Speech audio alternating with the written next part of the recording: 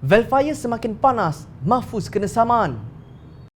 Menteri Besar Kedah Mohamad Sanusi Maknur dilaporkan akan memfailkan saman fitnah terhadap beberapa individu yang mengaitkannya dengan pembelian sebuah kenderaan Toyota Velfire oleh syarikat Air Darul Aman SADA baru-baru ini.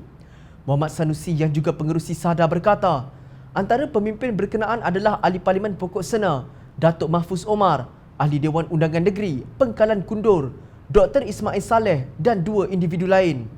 Beliau menjelaskan pembelian kenderaan terbabit dibuat jawatan kuasa perolehan aset SADA secara dalaman dan dilakukan mengikut had perbelanjaan ditetapkan. Pihak terbabit sepatutnya meminta penjelasan terlebih dahulu.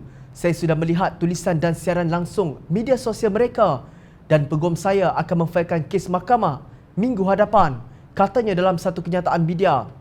Sebelum itu, SADA menyatakan Toyota Velfire nombor pendaftaran KEP 5000 yang tular di media sosial dibeli untuk kegunaan rasmi syarikat.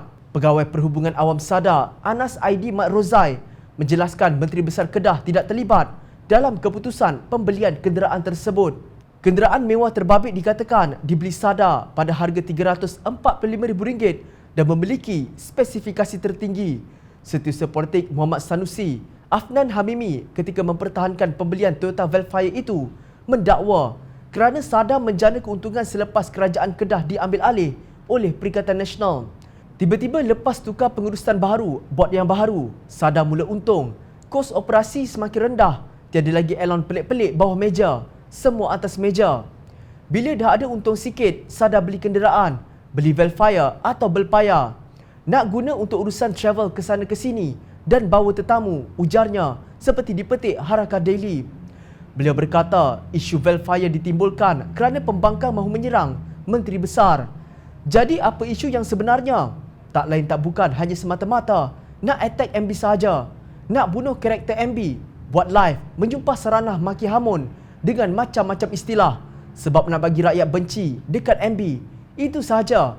Depa geram tengok kedai ini duduk makin elok, makin baik.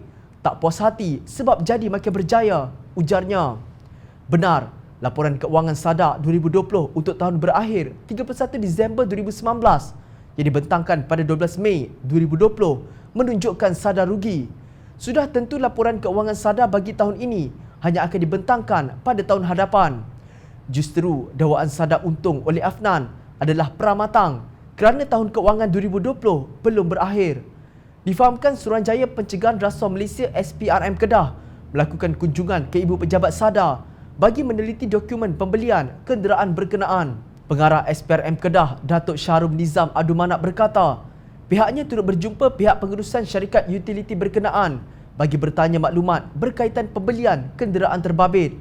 Syahrul Nizam berkata, pihaknya sudah mengambil beberapa dokumen berkaitan pembelian kenderaan terbabit untuk diteliti.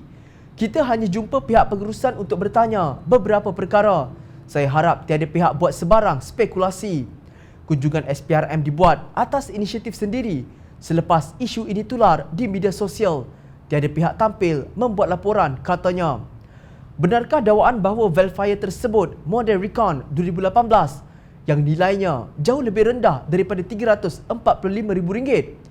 Dalam satu hantaran ringkas di Facebook, Mahfuz berkata, okey, kita jumpa di mahkamah. Semakin panas nampaknya Velfire ini.